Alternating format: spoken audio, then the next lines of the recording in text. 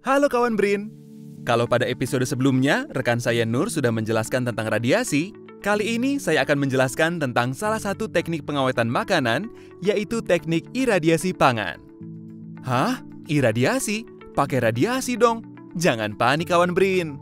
Penggunaan teknologi ini telah disetujui oleh International Atomic Energy Agency atau IAEA. Kalau di Indonesia, persetujuan dilakukan oleh Badan Pengawas Obat dan Makanan atau BPOM. Saat ini ada lebih dari 50 negara yang telah menggunakan teknik ini untuk membantu mencegah penyakit yang terbawa oleh makanan, termasuk mensterilkan makanan yang dibawa para astronot NASA agar terhindar dari keracunan makanan selama di luar angkasa. Sebelum semakin seru, saya Rindi Pancatan Hindarto, peneliti di Organisasi Riset Tenaga Nuklir. Sejak tahun 1990, saya meneliti mengenai potensi penggunaan radiasi pada bahan pangan. Apa sebenarnya iradiasi pangan? Iradiasi pangan adalah metode penyinaran terhadap pangan, baik dengan menggunakan radiasi pengion yang terukur dan terkontrol pada produk bahan pangan. Radiasi pengion yang digunakan dapat berupa sinar gamma yang dihasilkan oleh zat radioaktif. Berkas elektron berenergi tinggi ataupun sinar X juga dapat dimanfaatkan untuk iradiasi pangan.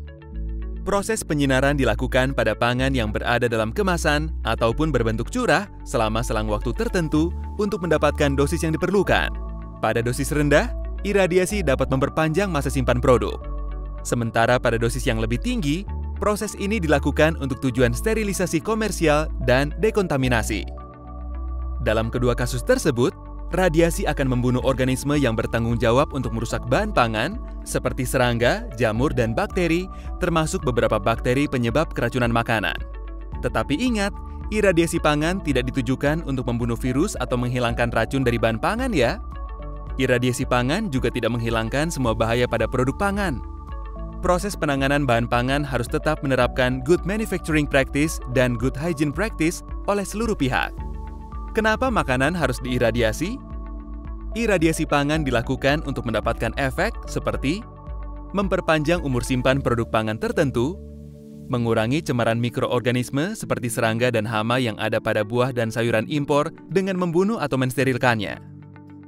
Iradiasi juga dapat secara efektif menghilangkan bakteri dan jamur seperti Salmonella dan Escherichia coli atau E. coli dan mensterilkan makanan yang penyimpanannya tidak memerlukan pendinginan.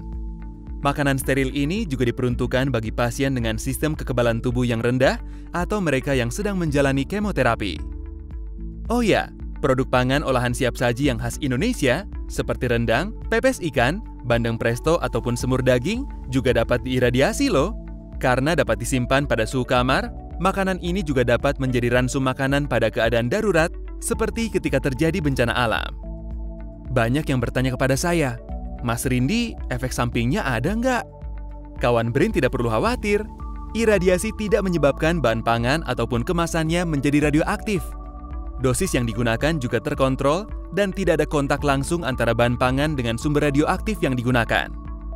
Ketika proses iradiasi dihentikan, tidak ada energi yang tersisa dalam pangan, sehingga aman bagi para pekerja maupun konsumen.